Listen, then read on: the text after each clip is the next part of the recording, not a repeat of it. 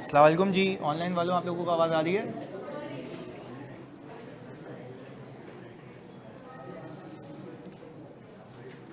Okay जी, good. या तिलावत हो जानी।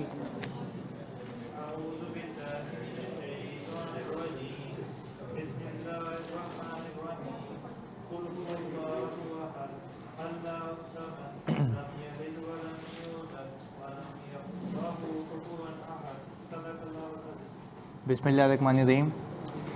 अच्छा भाई, सबसे पहले तो वेलकम। पहली क्लास है रिफ्रेशर वालों की, और कुछ बच्चे ऐसे भी हैं जिनकी वैसे ही पहली क्लास है, वो रिफ्रेशर वगैरह किसी से भी पर्टेन नहीं करते, because they were waiting for the result कि भाई कुछ अच्छा होगा तो यहाँ आ जाएंगे, अदरवाइज नहीं आएंगे। तो अल्लाह ने अच्छा ही किया, होपफुली। चलें जी। अच्छा भाई, अब पहले डूज़ एंड डोंट्स जब हम शुरू वालों को बताते हैं कि भाई जब ये बैच शुरू होता है, अब हमें रिफ्रेशर वालों को इंस्पिरेशन बना के उनको बताना चाहिए नॉर्मल बच्चों को कि क्या करना है क्या नहीं करना।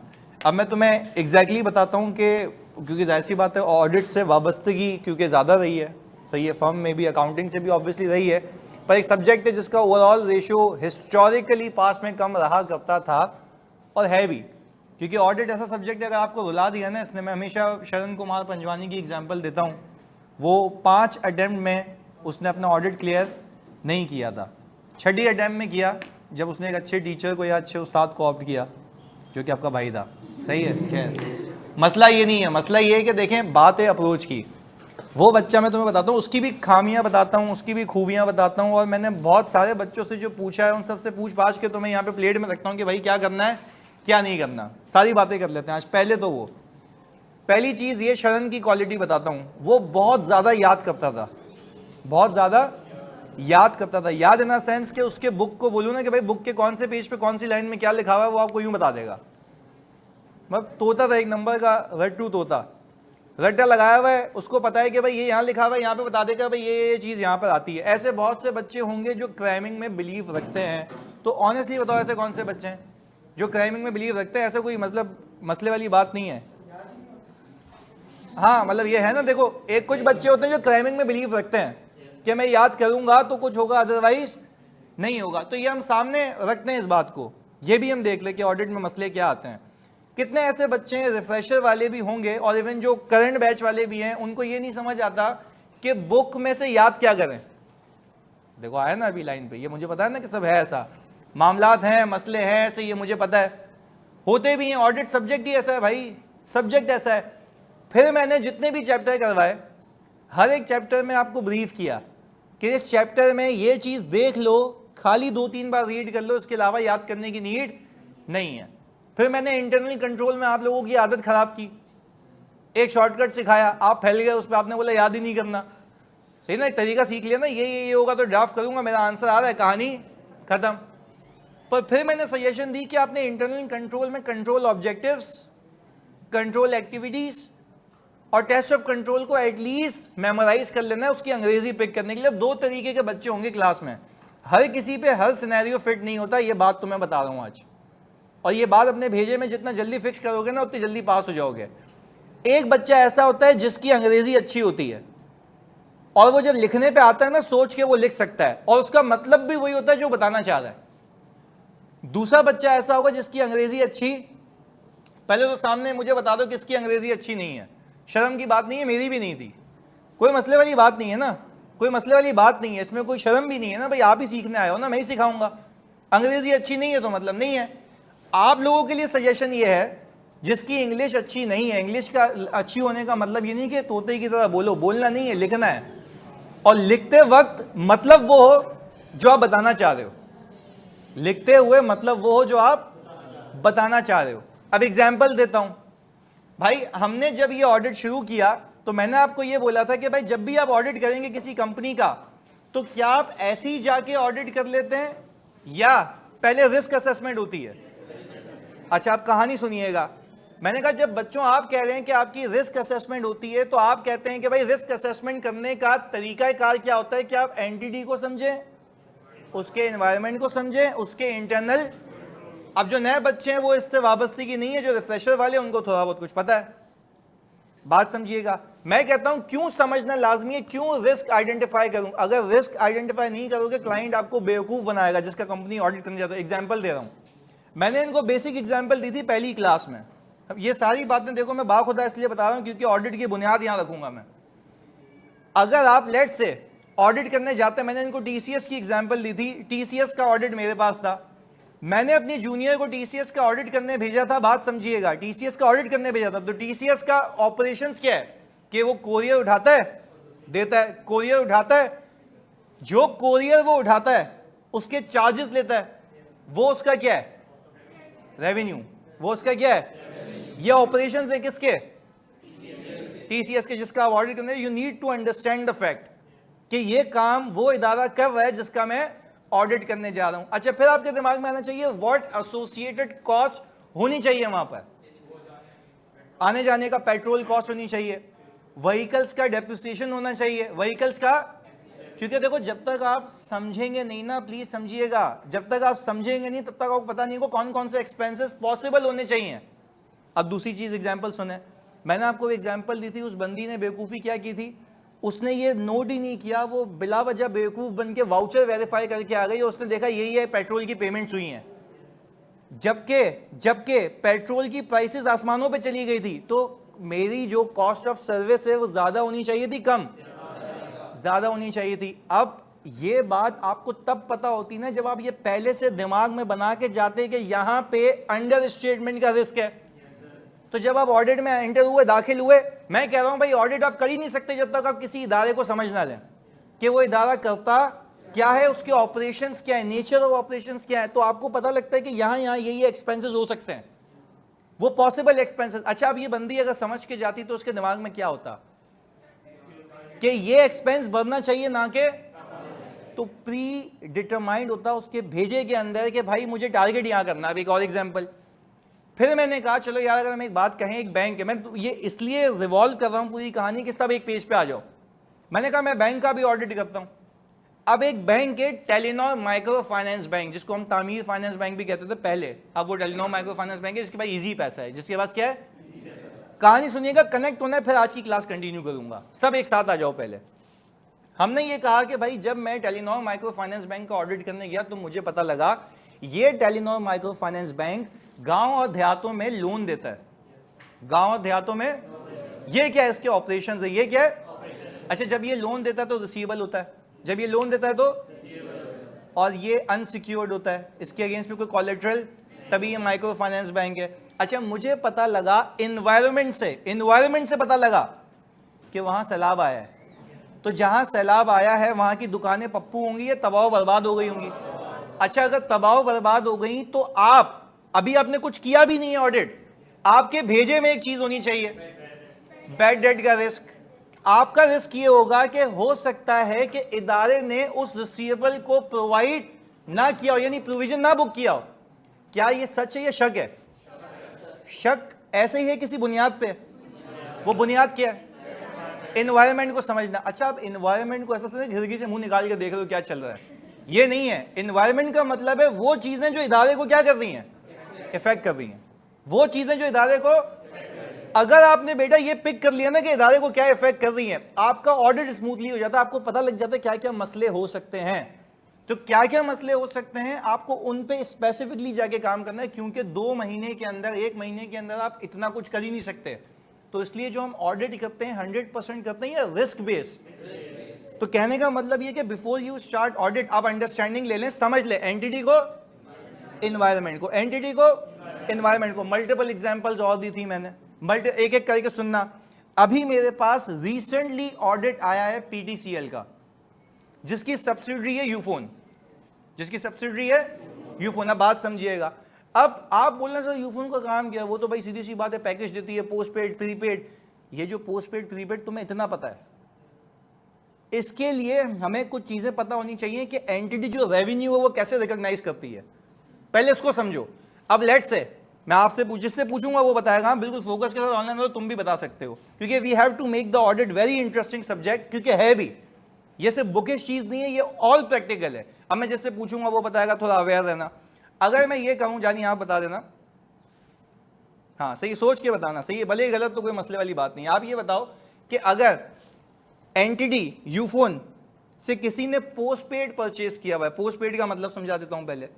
पोस्ट पेड का मतलब ये है कि भाई अगर मैंने खर्चा किया तो मेरे घर पे बिल आ जाएगा, भाई इतनी कॉलिंग तुमने की है। रेवेन्यू कैसे बुक होगा?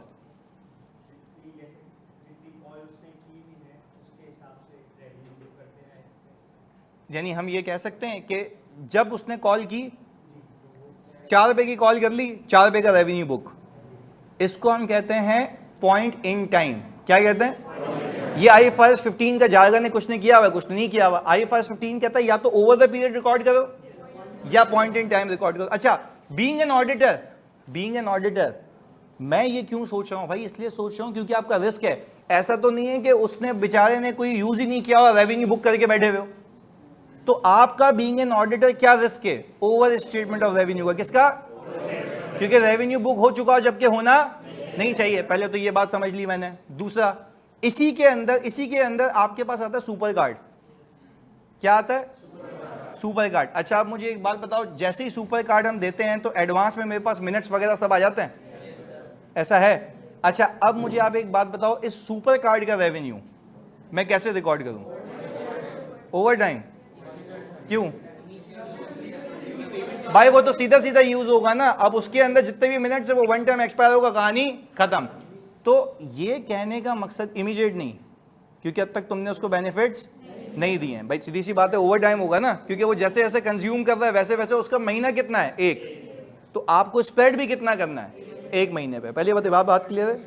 हाँ नहीं, पेमेंट होना तो अलग बात है, रेवेन्यू रिकॉर्ड होना हम तो देखते हैं। कॉन्ट्रैक्ट लायबिलिटी भी तो होती है।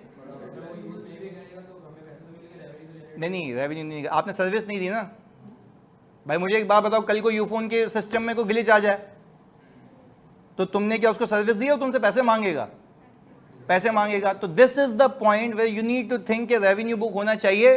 देखो पैसे आ जाना तो ऐसे तो भाई, मैंने तो इतनी आपको बाइकों वगैरह की एग्जांपल दी थी, प्लीज सुनिएगा। अच्छा, अब हसान कह रहा है कस्टमर तो बहुत सारे होते हैं, तो ये बंदा थोड़ी ना एंट्री कर रहा होता है, सिस्टम होता है। क्या होता है? सिस्टम के अंदर एम्बेड हुआ है कि भाई अगर ये इशू होगा तो इसका रेवेन्यू इस पैटर्न पे बुक होना चाहिए। तो उसको हम करते हैं सिस्टम ऑडिट।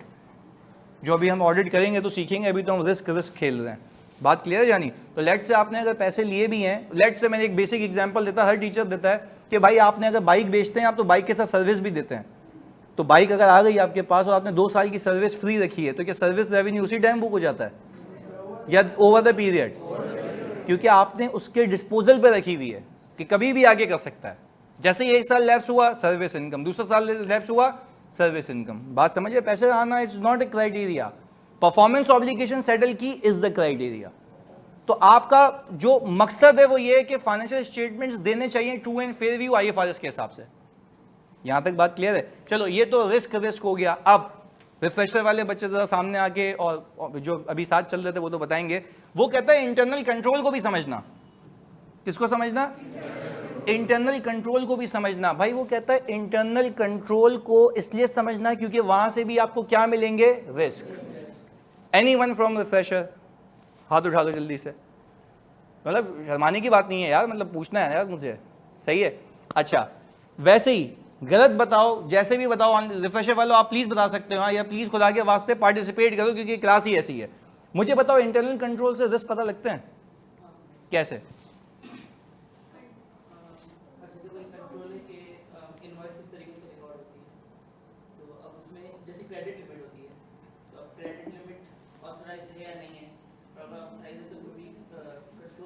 अब देखो देखो इन्होंने बताया, पर ये बयान नहीं कर पा रहा कि इसका लिंक है एफएस पे। प्लीज समझिएगा। अब देखो यहाँ पे लिख रहे हैं कंट्रोल की, ऑपरेटिंग इफेक्टिवनेस को, डेफिशिएंसी को चेक करेंगे। सारी बुलशिट बातें। मैं आपसे सवाल क्या कर रहा है एग्जामिनर? मैं आपसे सवाल क्या कर रहा हूं कि मुझे बताएं कि भाई कंट्रोल्स को समझ के रिस्क असेसमेंट कैसे होती है, इसको तो बयान करो। वो कह रहा है डेफिशिएंसी होगी, टेस्ट ऑपरेटिंग नहीं हो रहा होगा। भाई ये पूछा ही नहीं है। मैं पूछ क्या रहा हूं? मैं बोल रहा हूं कंट्रोल्स को समझ के रिस्क कैसे पता लगता है, जरा मुझे ये बता दें आप। एक एक करके सुन लो। अगर कोई इदारा चाहता है मेरा बैड डेट ना हो, अब देखो through understanding the entity and it's environment, इधर सुनो प्लीज। अब मुझे एक बात बताएं, एक एक करके सुन लेते हैं। देखो ये एक डेफिशिएंसी है, ये एक अंडरस्टैंडिंग गैप है जिसको हमें सही करना है। मैं कह रहा हूं अगर ऐसा सवाल आता है और आपसे एग्जामिनर पूछ रहा है कि how do we identify risk by understanding, मेरी बात को सुनना, how do we by understanding control. आप बोलेंगे पहले तो मैं आपके जो आइजाज है ना इससे अंग्रेजी उठा रहा हूं जो बता रहा हूं बेसिकली, और जो हमारे EY के ग्लोबल ऑडिट मेथोडोलॉजी में भी लिखी हुई है। वो कहता है कि इंटरनल कंट्रोल्स लगाए जाते हैं अपने मकसद को अचीव करने के लिए। साथ साथ बोलोगे अब देखो ये ऑपरेटिंग इफेक्टिवनेस है नहीं है, सवाल ये पूछा है मैंने, या मैंने ये पूछा है कि इंटरनल कंट्रोल को समझ के रिस्क कैसे पता लगता है। बोलो इंटरनल कंट्रोल को रिस्क कैसे पता लगता है। अब मेरी लाइन सुनना क्या कहता हूं मैं।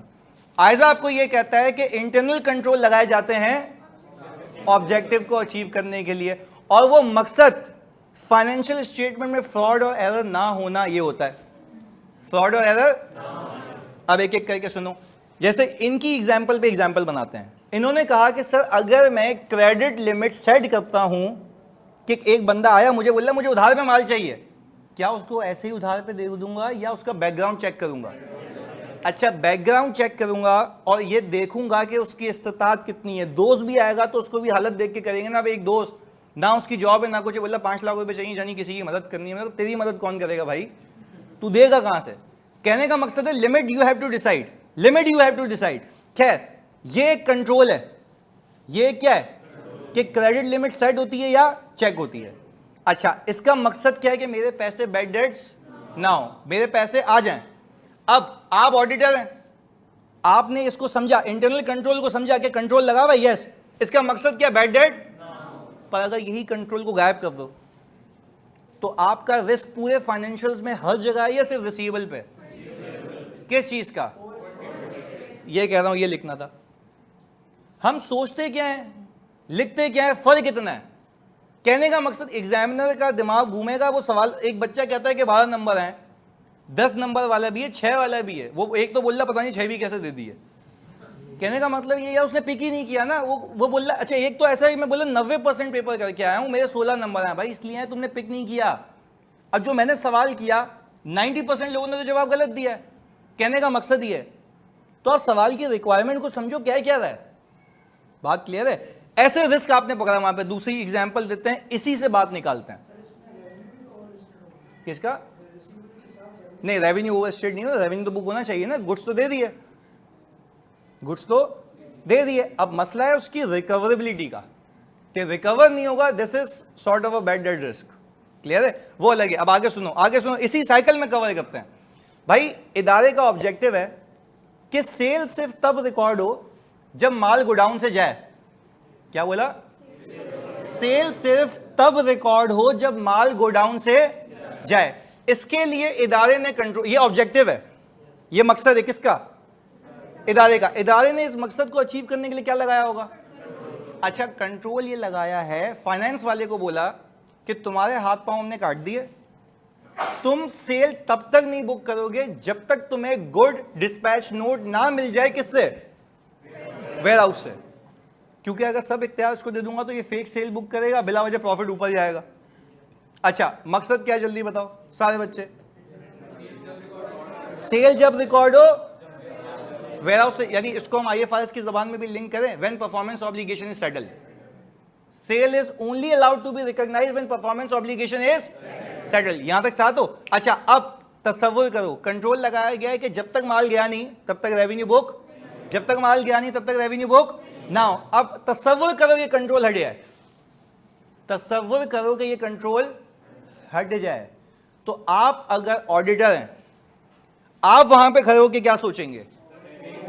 ओवर स्टेटमेंट ऑफ रिसीवेबल नहीं, रेवेन्यू। टारगेट चीज पे पहुंचे। तो कहने का मकसद ये है कि वो बेवकूफ तो नहीं है, वो कह रहा है कंट्रोल्स को भी समझो, जहां जहां कंट्रोल गायब है वहां वहां रिस्क है। तो आप क्या बेवकूफ है, हर चीज चेक करेंगे, या वो जो है मसला है? मसला सीधी सी बात है, वहां स्पेसिफिकली जाके चेक करोगे, एरर या फ्रॉड डायरेक्टली पता लग जाएगा। बात समझ आ रही है? मैंने किनको एग्जांपल दी थी। अच्छा, एक और चीज, कितने लोग ऐसे हैं who knows about analytical procedure? फिर सवाल भी पूछूंगा, who knows about analytical procedure. चलो सही है, ओके भाई। एनालिटिकल प्रोसीजर का मतलब होता है फाइनेंशियल इंफॉर्मेशन को एनालाइज करना। वो कहता है ये करोगे तब भी रिस्क। मैं तो सबको एक पेज पे ला रहा हूं, मैं फिर बता रहा हूँ, ये पूरी जो बकवास कर रहा हूँ मैं सारे एक पेज पे लाने के लिए। अभी भी क्या चल रहा है, ऑडिट या रिस्क? हम रिस्क असेस कर रहे हैं। पहले एंटिटी को समझ के, एनवायरनमेंट को समझ के, एनालिटिकल पे वापस आता हूँ। एंटिटी को समझने के लिए हमने एक और चीज भी की थी कि इदारा एक्सपोर्ट करता है। इदारा अच्छा एक्सपोर्ट करता है तो डॉलर में सेल होगी, यूरो में होगी, जो भी है, पर वो कन्वर्ट होकर पीकेआर में रिकॉर्ड होगी। कितनी सारी ट्रांजैक्शंस में एक्सचेंज रेट का एरर हो सकता है। मैं तुम्हें इसकी बेहतरीन एग्जांपल देता हूं। मैं अभी एक एंटिटी का ऑडिट कर रहा हूं, जो कि तुम यहां पे देखते हो, फिलिप्स वगैरह के बल्ब होते हैं ना, ये पूरी इलेक्ट्रिसिटी वगैरह के सामने पूरा बहरिया का कॉन्ट्रैक्ट भी उनके पास ही, वो हमारा क्लाइंट है फिलिप्स इंटरनेशनल, उसकी एक यहाँ पे ऑपरेशंस हैं। अब वो क्या करता है, फिलिप्स आउटसोर्स जो है दुबई, वहाँ से यहाँ पे माल मंगवाता है, यूएस से आता है। अच्छा, जब यूएस से आता है तो वो इनवॉइसिंग किस में करते होंगे? डॉलर में, सीधी सी बात है। अच्छा, जब वो इनवॉइसिंग डॉलर में करते हैं तो ये उसको कन्वर्ट करता है, ये उसको किस में? पीकेआर में। आप यकीन करें, आप यकीन करें, जब इसने इन्वेंट्री परचेज की ना, तो इन्वेंट्री परचेज की डॉलर में, इन्वेंट्री परचेज की, उसको मल्टीप्लाई कर रहा था अपने ही किसी रेट के ऊपर। तो अपने ही रेट के ऊपर जब कर रहा था तो इन्वेंट्री की वैल्यू या तो ऊपर, तो वैल्यूएशन का मसला है। ये तुम्हें ऐसे पता लगा जब तुमने समझा। अच्छा, अब मैंने बच्चे का रिव्यू कर रहा हूं, बात होता है ये रिव्यू स्टेज पे आ गया हूं मैं तो बोल रहा हूं प्लानिंग तो भावे में गई। वो मुझे आके बोल रहा सर देखें मैंने ना वेरीफाई कर लिया। बोल रहा क्या? मैंने कहा सर देखें ये जो मेरे पास इन्वेंट्री की वैल्यू है इनवॉइस से आ रही है डॉलर, और रेट मैंने इसने क्लाइंट ने यूज किया था। मैंने कहा चसी तुमने रेट देखा कहाँ से आ रहा है? स्टेट बैंक की वेबसाइट से देखना चाहिए तुम्हें कि इस दिन रेट कितना चल रहा था। उस दिन रेट चल रहा था 283, क्लाइंट ने लिया हुआ था 260। Inventory over stated, under stated. अच्छा बात समझना, फिर क्लाइंट जस्टिफाई कर रहा है मेरे बच्चे को, बोल रहा है कि भाई इसके बाद अगर हमने सेटल किया उसको महंगे ज़्यादा पे, तो हमने उसका गेन पीएनएल में वैसे ही मार लिया ना, ये लॉस। भाई गेन लॉस कहाँ चला गया? 260 पे रिकॉर्ड किया, सेटल तो 283 पे ही होगा ना। अगर उसी दिन कर रहा हूँ, अगर उसी दिन कर रहा हूँ तो नुकसान हो गया ना, क्योंकि लायबिलिटी कम पे रिकॉर्ड की, सेटल किया, क्या हो गया? नुकसान। मैंने कहा आपने सबसे बड़ी गलती की, ये एक्सचेंज लॉस बुक ही नहीं होना चाहिए था, सीओजीएस में जाना चाहिए था। अगर इन्वेंट्री बिक जाए या तो इन्वेंट्री में कैपिटलाइज होना चाहिए था। ये इदारे ने क्या किया हुआ है? गलती की हुई, सही किया हुआ है। पर ये गलती आपको तब पता लगेगी ना जब आप समझेंगे कि ये मसला हो सकता है। तो स्पेसिफिकली मैंने रिव्यू करते वक्त मैंने बोला मुझे सारी इनवॉइसेस देखनी नहीं है। मैं आपको तरीका बताऊं, सुने सुने सुने। मैंने क्या किया, स्टेट बैंक की वेबसाइट से हर दिन का रेट उठा लिया एक्सेल में। किस में उठाया? एक्सेल में। मैंने क्या किया, एक वी लुकअप का फॉर्मूला लगाया। किसका? वी लुकअप से मैंने किया ये, मैंने बोला इस दिन पे जो जो रेट आ रहे हैं ना, इस फाइल से उठा के इसके सामने ले आओ, और मैंने डिफरेंस ले लिया। मेरी 100% कैलकुलेशन मैंने कर ली using computer assisted techniques, using. अच्छा, मुझे पता लग गया कि 400 मिलियन से इन्वेंट्री, 400 इन्वेंट्री क्या थी? अंडर स्टेटेड थी। तो वो कह रहा है भाई हमारे अपने रेट है। मैंने कहा तुम्हारे बाप के रेट है, मतलब क्या अपने रेट है? कुछ भी करोगे? बोल रहा भाई हमारी मैनेजमेंट तो यही करती है। तो मैंने कहा फिर हमारी रिपोर्ट भी कुछ भी करती है। सही ना, सब सही हो गए। अभी करवा रहे हैं एडजस्टमेंट। पहले ऑडिट फाइनल होना था 1 हफ्ते पहले, अब चला गया 3 हफ्ते बाद, क्योंकि इसके इम्पैक्ट्स है ना। मैंने बोला भाई वापस। अच्छा मुझे बताओ, ये मैंने जो एरर पकड़ा, क्या मैंने एक एक इनवॉइस को चेक किया, खाली रिस्क पे पहुंचा? एग्जैक्टली मैं पहुंच गया वहां पे, मुझे पता है मसला ये होगा। अच्छा, अगर मैं वी लुकअप लगाता और आंसर सेम आता तो कोई मसला? तो जो आपने शक किया था वो आपका यकीन में नहीं बदलता, पर आपने शक तो सही किया ना। तो कहने का मतलब ये है, you need to understand the business कि इदारा करता क्या है। अब आ जाओ एनालिटिकल प्रोसीजर पे। बोलते हैं इन्फॉर्मेशन को क्या करो, आपको उससे भी रिस्क पता लगेंगे। आपने बचपन में डेटर टर्नओवर डेज निकालना सीखें। अच्छा, अगर डेटर टर्नओवर डेज आपके इस साल 35 थे, अगले साल हो गए 55, क्या रिस्क है? कि आपका रिस्क ये है कि आपके कुछ पैसे फंसे हुए हैं जो ये रेशो खराब कर रहे हैं।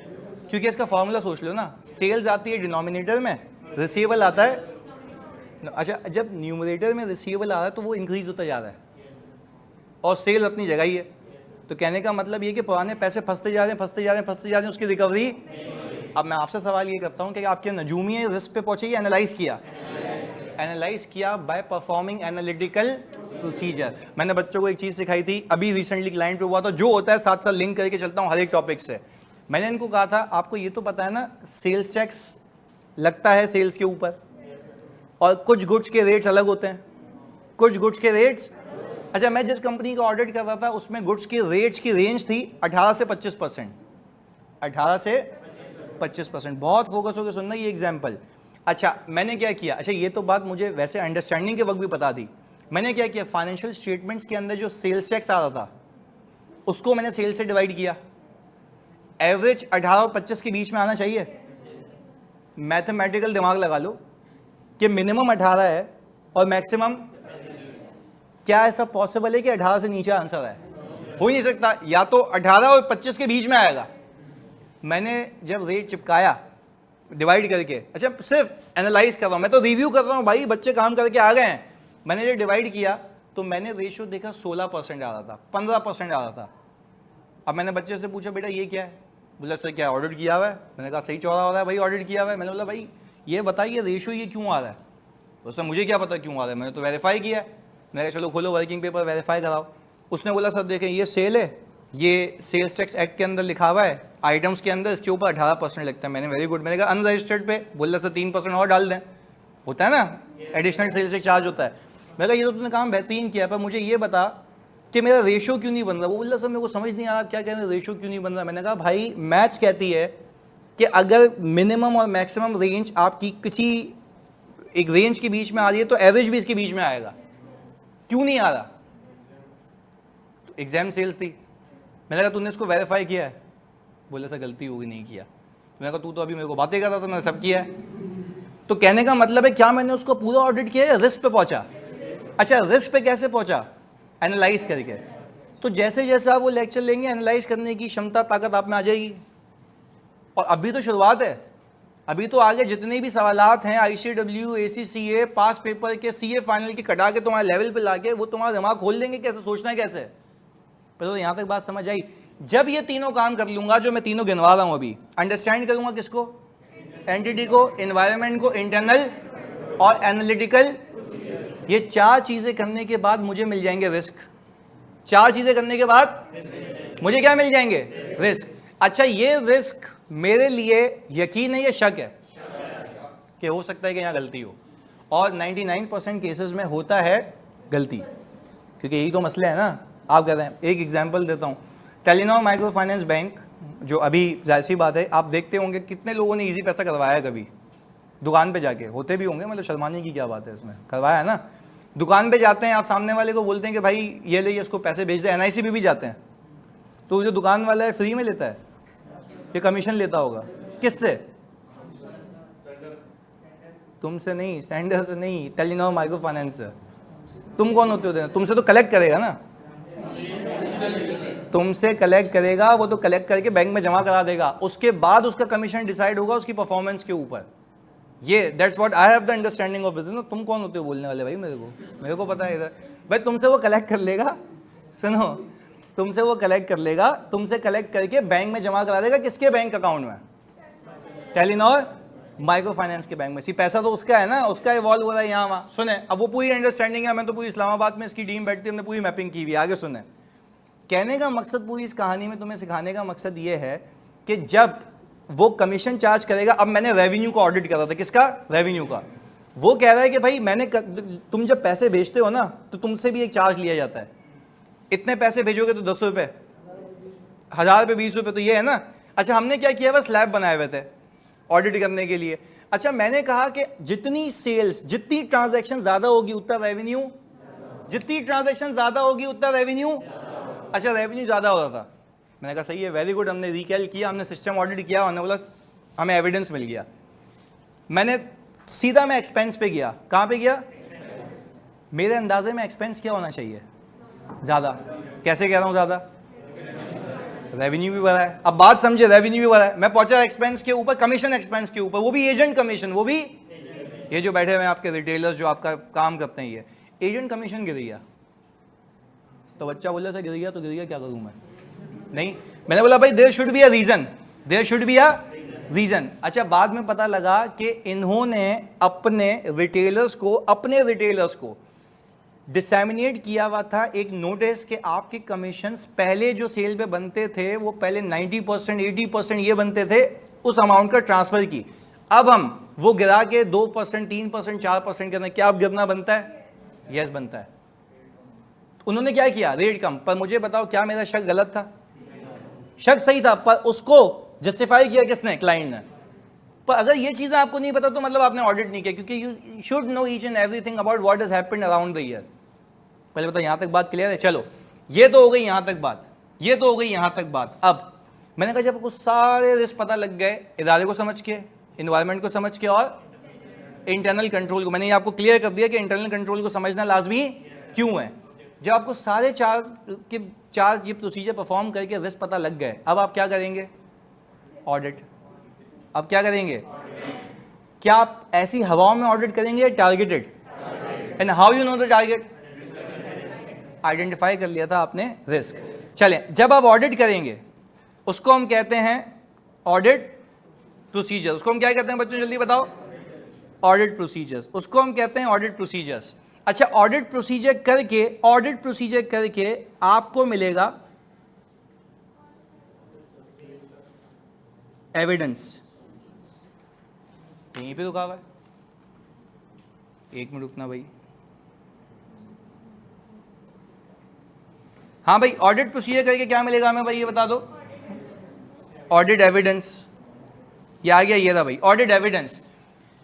ये सबूत, प्लीज सुनना, भी मुझे कनेक्ट करना, भी चैप्टर शुरू करेंगे हम, क्योंकि मुझे पहले सबको एक पेज पे लाना था इन ऑर्डर टू इवैल्यूएट के पहले क्या चल रहा है इधर।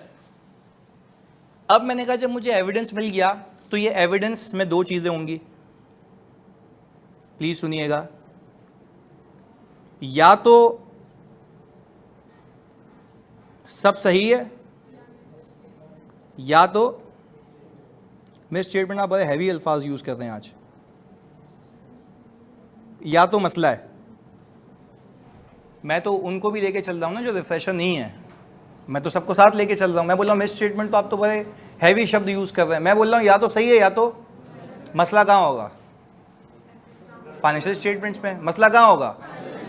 और क्या वो मसले पे ऐसे ही पहुंचे हो कि हवाओं में, या पूरे रिस्क असेस करके? वेरी गुड, रिस्क असेस करके आपने देखा या तो सही है।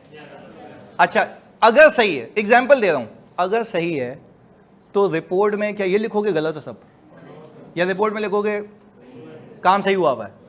चलें, अगर मसला है तो रिपोर्ट में क्या ये बोलोगे सब सही है या मसला है? चलें, अब इस बात से कनेक्टेड रहना। मैं फिर रिपीट कर रहा हूं, मेरे लिए रिफ्रेशर, रेगुलर, जो पहली क्लास है उसकी, वो सब इक्वल है, मैं इसलिए साथ लेके चल रहा हूं। सही जी, misstatement, material misstatement, ये सब भूल जाएं, टाइम के साथ होगा। अज्यूम करें कि आपको कुछ भी नहीं आता, हम जीरो से कर रहे हैं। सही जी, और ये एटीट्यूड भी होना चाहिए in order to pass the paper.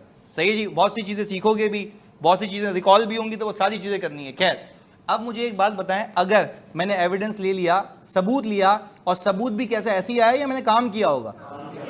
जबकि ऑडिट प्रोसीजर मैंने आपको भी सिखाया नहीं है, वो एक अलग दुनिया, उस पर आता हूँ। पर वो जो भी ऑडिट प्रोसीजर्स हैं, जैसे मैंने आपको वी लुकअप वाला बताया, ये भी तो एक ऑडिट प्रोसीजर था ना। इसको अंग्रेजी में लिखना सिखाएंगे जब हम काम करेंगे वो। जब हमने, हाँ बिल्कुल अली हसन, तभी साथ लेके चल रहे हैं। अब मुझे एक बात बताओ, जो भी ऑडिट प्रोसीजर परफॉर्म करूंगा, जैसे वन ऑफ मैंने बताया था वी लुकअप वाला, सही है, अब इसको अंग्रेजी में कैसे लिखेंगे? Obtained exchange rate list from the state bank of Pakistan website and trace it with the amounts. V lookup, English तो बोलने थे, इतनी मुश्किल से याद करके आया हूँ, एक मिनट। अच्छा, मैंने कहा कि अच्छा देखो, वी लुकअप तो आप तो बोल रहे ना कि मैंने यूज की टेक्निक, पर असल में आपने क्या किया है? ट्रेस किया है उन रेट्स को with the rates appearing in the client sheet. तो ये जो मैंने किया है ना, इसको मैंने अंग्रेजी में लिख दिया। तो हम इस बार दो चीजें करेंगे, स्ट्रीम ऐसी होंगी कि उर्दू में काम, उसकी अंग्रेजी, उर्दू में काम, उसकी अंग्रेजी। तो रोमन इंग्लिश भी चलेगी और वो भी चलेगा, तो आपको डिफिकल्टी नहीं होगी, ये कह रहा हूं भाई। मैंने क्या किया था अंग्रेजी में, obtain rates from state bank of Pakistan website and traced those rates with the client sheet and recalculated the difference. यही किया ना?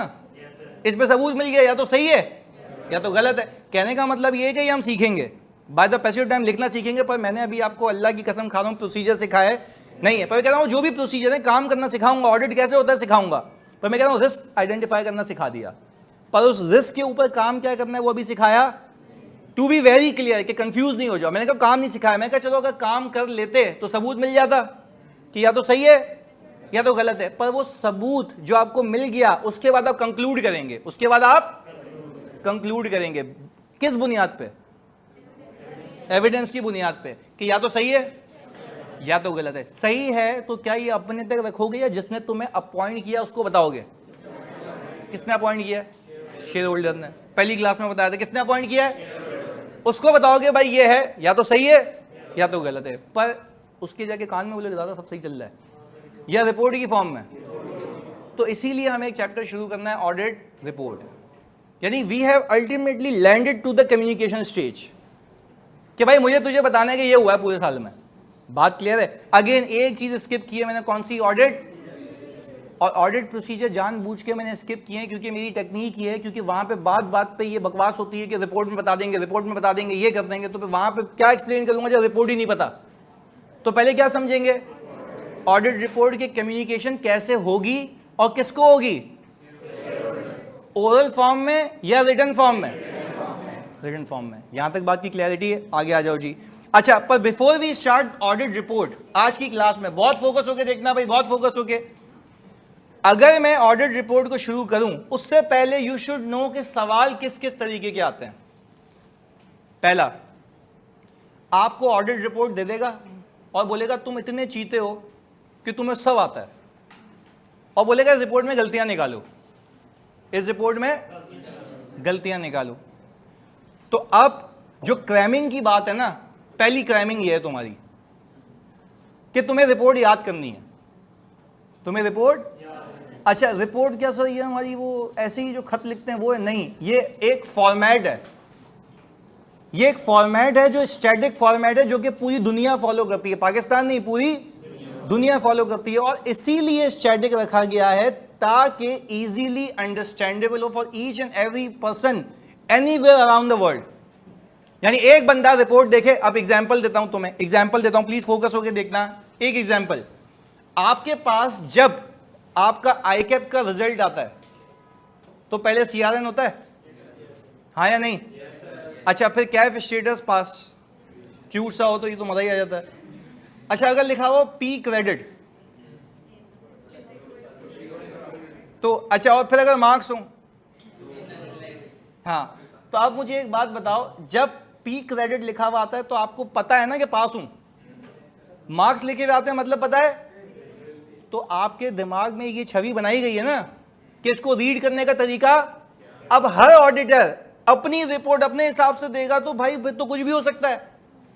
तो इसीलिए कहा गया कि भाई अगर ये हालात वाकयात होंगे तो तुम्हें ऐसी रिपोर्ट देनी है, ये हालात वाकयात होंगे तो अभी सिंपल करते हैं ना, अगर मसला हुआ तो ये रिपोर्ट, सही है तो ये रिपोर्ट, जैसे तुम्हारे केस में।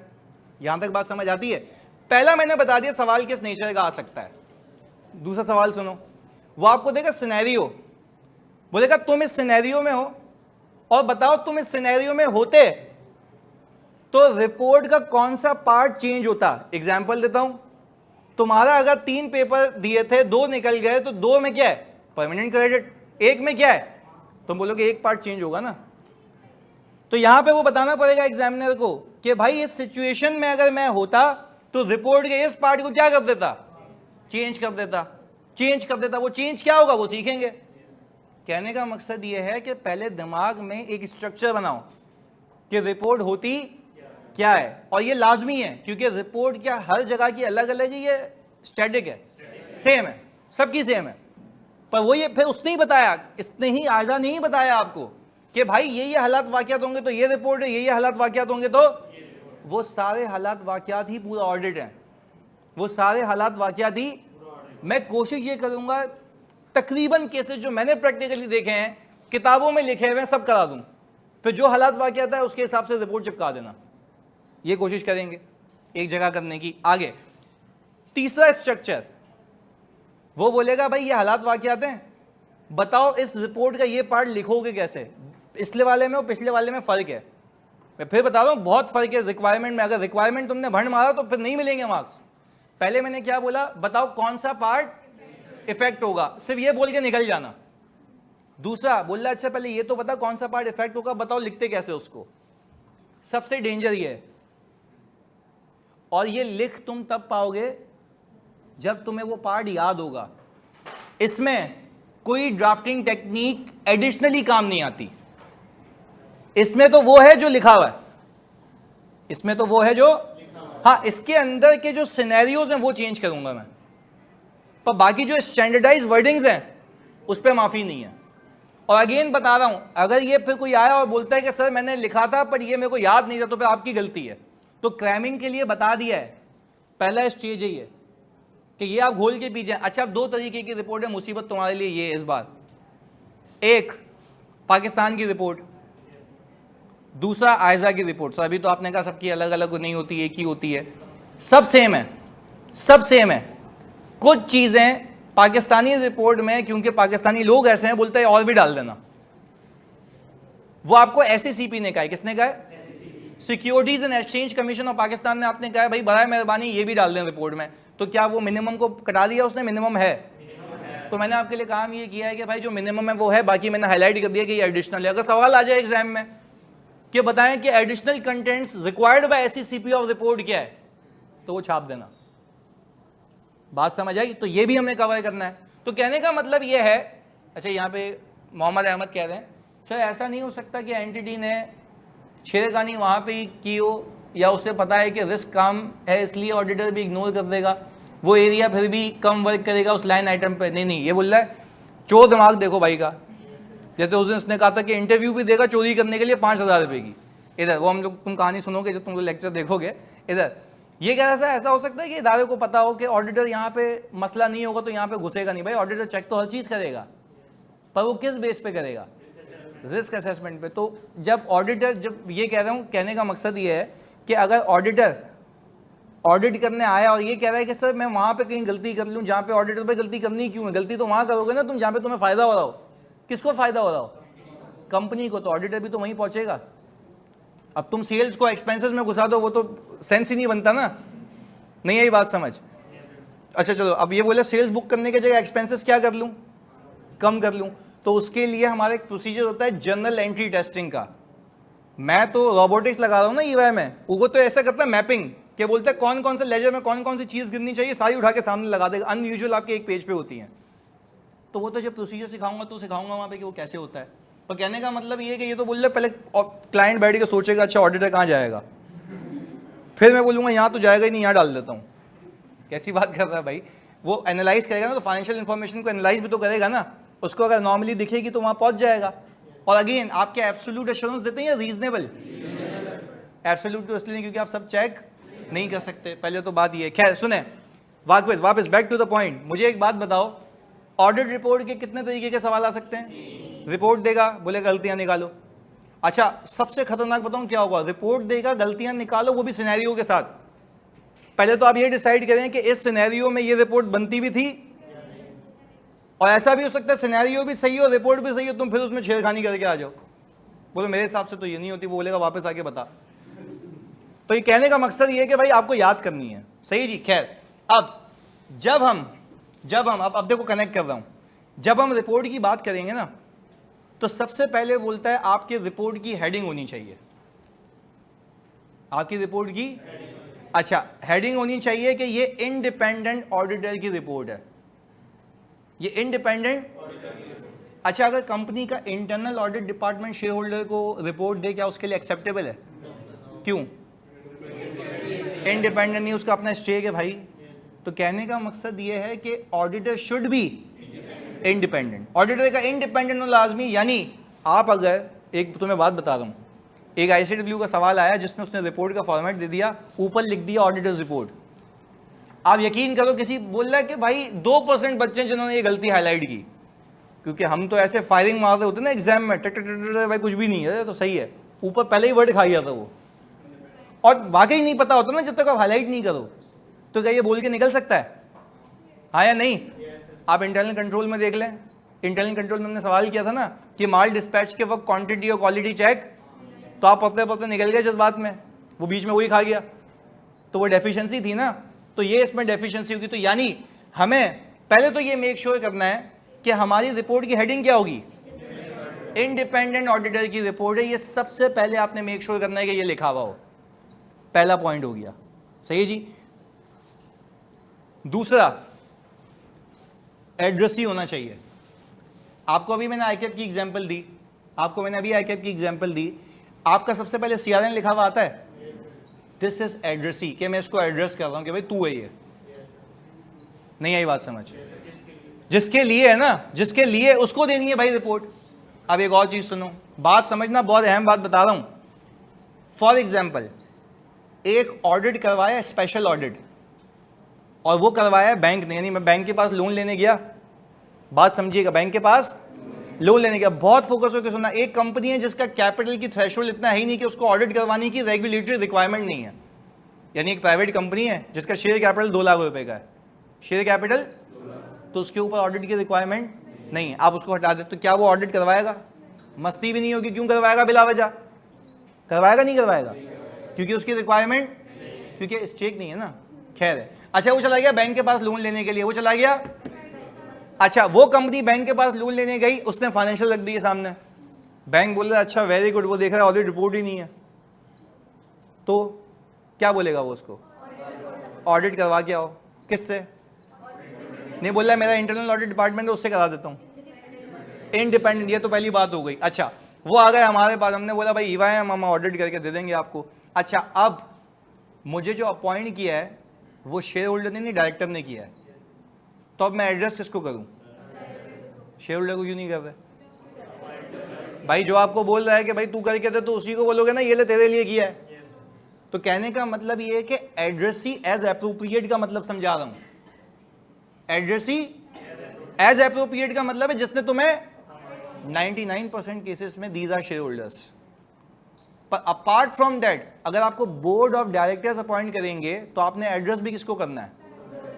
एक और एग्जांपल, अभी आज हमने कंसोलिडेशन शुरू किया मासूम सा, अगर आप एक कंपनी में इन्वेस्टमेंट करने जा रहे हैं, आप एक कंपनी में, प्लीज सुनिएगा, और मैं इन्वेस्टर हूं, और मुझे तो ये देखना है ना कि डे 1 पे उसकी वैल्यूएशन क्या है, डे 1 पे देखते हैं ना, तो उसके फाइनेंशियल स्टेटमेंट्स ऑथेंटिकेटेड उठाऊं या अनऑथेंटिकेटेड? अच्छा उसका तो ऑडिट कराने की रिक्वायरमेंट नहीं है, तो क्या कंपनी नहीं खरीदूं? क्या करूं? ऑडिट करवा लेंगे। अच्छा मैं सब्सिडियरी को बोलूंगा प्लीज ऑडिट करवा के, तो बोलेगा निकल तू अपना काम कर। कौन ऑडिट कराएगा? इन्वेस्टर। कौन ऑडिट कराएगा? अच्छा इन्वेस्टर ने ऑडिटर को पकड़ा, बोला देख भाई क्या चीजें सही हैं। अच्छा ऑडिट होके आ गया, वो ऑडिटर ये रिपोर्ट सब्सिडियरी को देगा या इन्वेस्टर को? तो सर अभी इन्वेस्टर क्यों आ गया? वो पॉइंट करता है भाई। तो अब जरा इसको रीड कर लें, आपको सारी पिक्चर क्लियर हो जाएगी। देखो, addressee age appropriate share holder member in case of regulatory audit.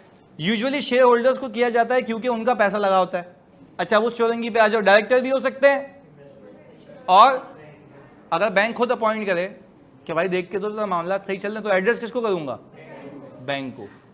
एक और चीज सिखाता हूं, अगर बैंक को एड्रेस है, अच्छा बाज़ औक़ात होता है ये कि टैक्स के लिए भी ऑडिट होता है, इसको हम कहते हैं स्पेशल ऑडिट। क्या कहते हैं?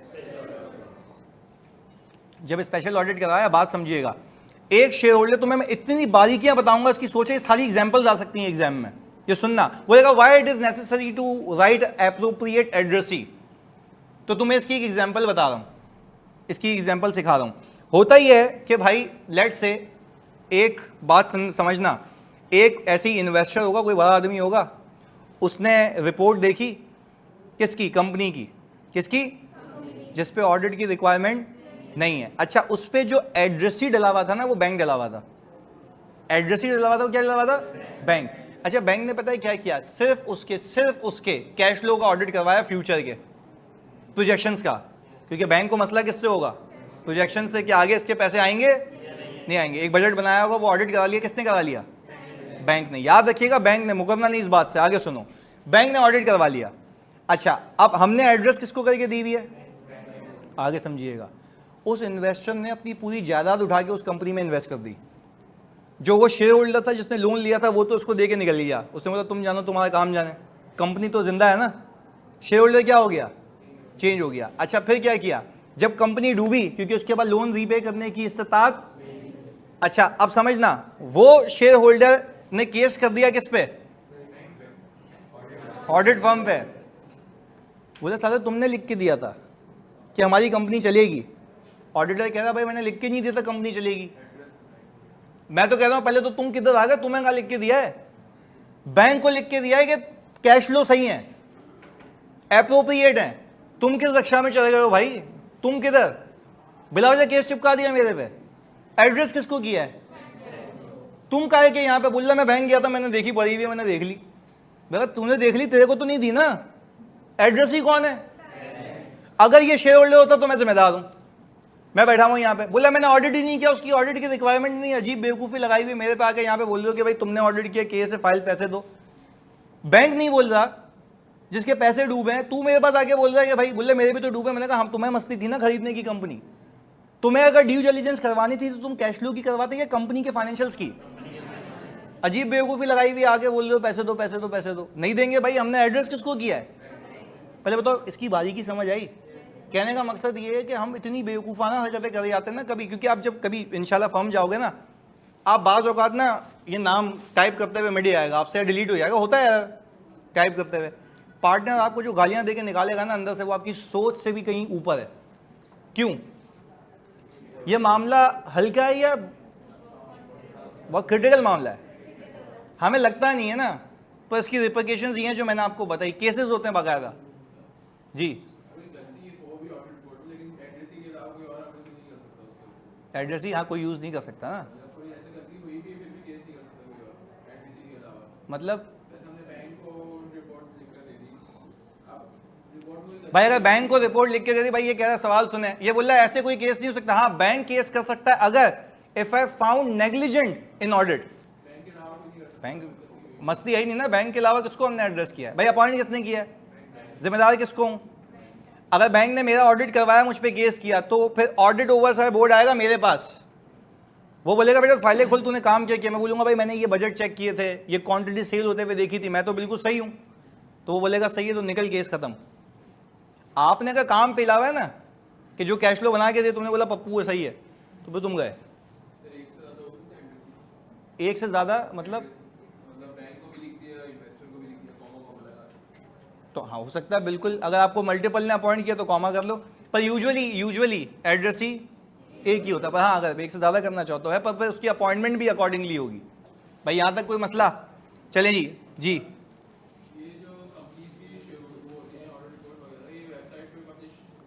हाँ भाई इधर देख लो। अब ये कह रहे हैं कि सर ये जो कंपनी की ऑडिट रिपोर्ट्स होती हैं क्या वेबसाइट पे होती हैं? सिर्फ पब्लिक कंपनीज की। शेयर होल्डर होता है ना। Share holder is basically investor bro. Share holder हाँ उनके लिए भी है। शेयर होल्डर ना मतलब शेयर होल्डर के जुम्मे में तब सब आते हैं, यानी जो अभी है और प्रोस्पेक्टिव दोनों। भाई तो सुनो, तुम लोग बताओगे अभी इतना तो सीख गए हम लोग, प्लीज सुनना बच्चों। भाई इन्होंने कहा कि सर बैंक ने उस ऑडिट रिपोर्ट की बेस पे लोन दे दिया तो वो दे सकती है, बिल्कुल, क्योंकि ऑडिट की रिक्वायरमेंट है ना रेगुलेटरी। तो बैंक बोलेगा तू ये दे दे, वापस से खर्चा तो नहीं कराएगा।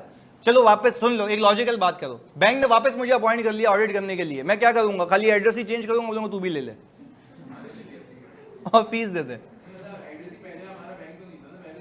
नहीं तो अपॉइंट किसने किया था? तो जवाब किसको दूंगा? अच्छा अब उसको लोन चाहिए तो वही रिपोर्ट किसको जमा करा देंगे?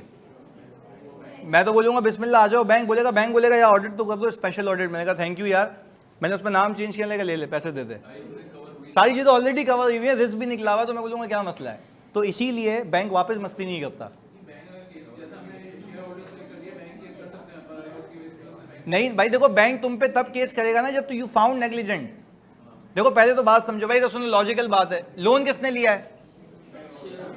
कंपनी ने। तो कंपनी अगर लोन नहीं पे करेगी तो उसके एसेट्स तो ऑलरेडी गिरवी है ना। इधर सुनो कहानी सुनो, अगर एसेट्स ऑलरेडी गिरवी हैं और बाद में पता लगे वो एसेट एग्जिस्ट ही नहीं करते थे, यानी आप कभी किसी कंपनी के ऑडिट पे जाएंगे ना, प्लीज सुनना बच्चों सारे आइए, आप जब किसी कंपनी के ऑडिट पे जाएंगे ना तो वहां पे आपको बाकायदा पता लगता है कि आपने जब लोन लिया हुआ होता है तो आपके रिसीवेबल्स तक गिरवी होते हैं। रिसीवेबल पे चार्ज क्रिएट हुआ हुआ होता है कि आपके जो पैसे आएंगे वो किसके हैं? बैंक के। तो रिसीवेबल पे चार्ज क्रिएट हुआ हुआ होता है। अच्छा अब ऑडिटर जब ऑडिट कर रहा था तो उसने एक ऑडिट प्रोसीजर परफॉर्म किया था कंफर्मेशन भेजने का।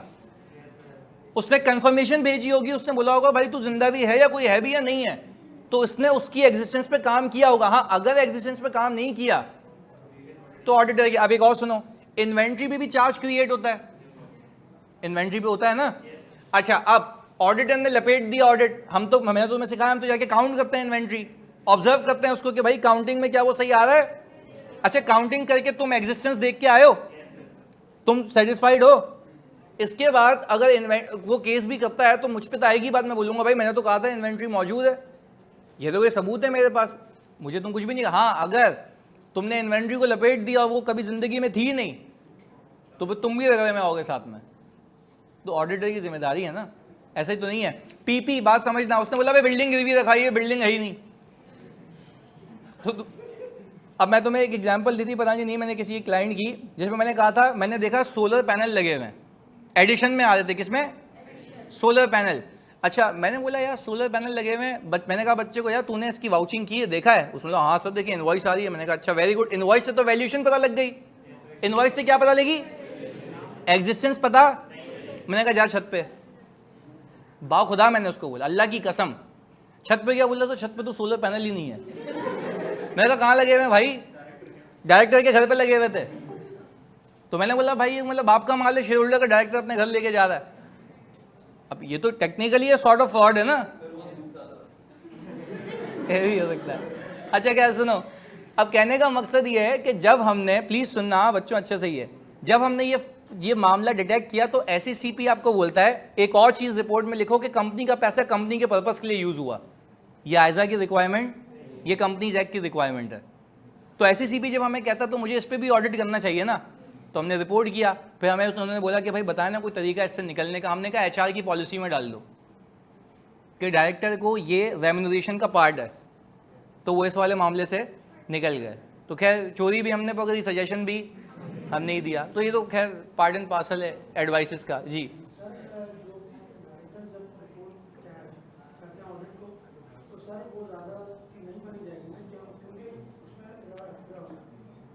हाँ कोई नहीं, किसका नहीं। अब देखो एक चीज सुनना जानी, ये आखिरी पे हम कंक्लूड करते हैं, उसको सुनना आप प्लीज प्लीज प्लीज प्लीज। हाँ बिल्कुल ऐसा ही, शाजिल सुनना है इधर। इन्होंने कहा कि सर डायरेक्टर्स की बात, देखो डायरेक्टर्स की बात इसलिए रखी जाती है क्योंकि अप्रूव वो करते हैं, क्योंकि शेयर होल्डर ही किसको बिठाते हैं, डायरेक्टर्स को। पहली चीज ये हो गई।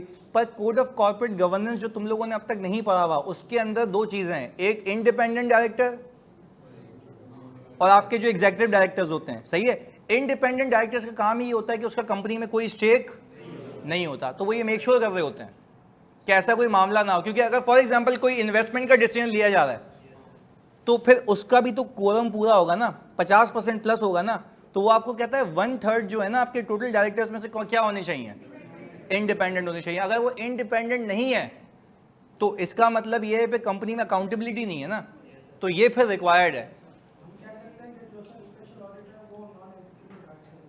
नहीं, एग्जीक्यूटिव नॉन एग्जीक्यूटिव दोनों करवाते हैं special audit depending upon the need. अब एग्जांपल देता हूं, आखिरी पे कंक्लूड करते हैं क्लास को, please please please please please. मैं बुक सबका बताता हूं इधर भाई। एक एग्जांपल, अभी हमारी दो एंटिटीज का मर्जर हो रहा था, वो न्यूज आ जाएगी अभी, XYZ एंटिटीज हैं, पता चला तुम शेयर्स खरीद के बैठे हो, पहले ही पता लगे प्राइस ऊपर, इधर पैसे नहीं है, अच्छा फिर सही है इधर। खैर समझ, कुछ होगा तुम में से अमीर कोई तो होगा, सारी गरीब हो। नहीं मैं तो गरीब हूँ, मैं ऐसी हरकतें नहीं करता, नहीं नहीं नहीं मैं नहीं करता ऐसी हरकतें। अब मैं वैसे ही कमा लेता हूँ बहुत पैसे हलाल तरीके से इधर।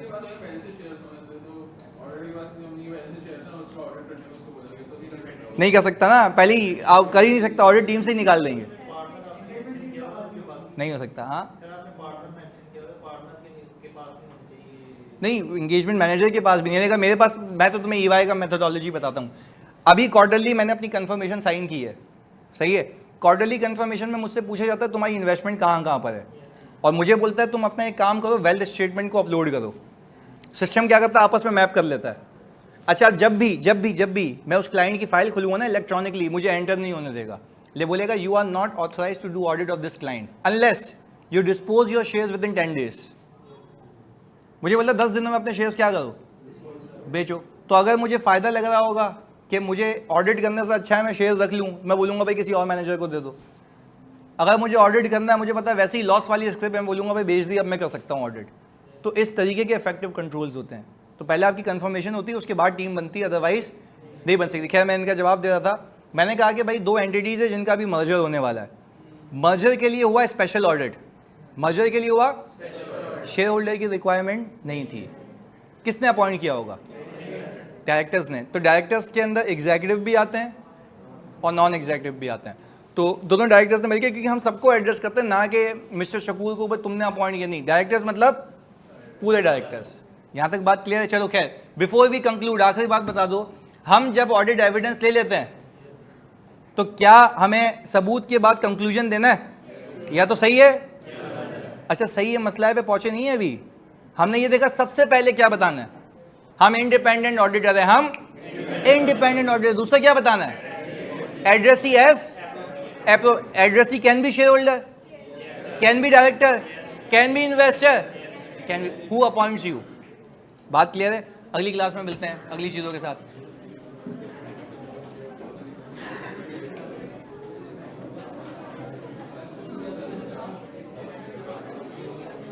नहीं, बैंक नहीं अपॉइंट किया है ना उस केस में, अयान क्लियर है? अगर बैंक अपॉइंट कर रहा है, सही है,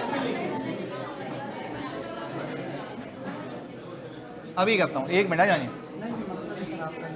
बुक या अभी मैं आप लिंक भेज देता हूँ, उससे आप ऑर्डर कर सकते हैं। डायरेक्टर मुजम्मिल इसलिए ऑडिट करवाते हैं क्योंकि उनको कोई स्पेशल मकसद के लिए चाहिए होता है ना, जैसे मर्जर के लिए, तो SECB मांगता है।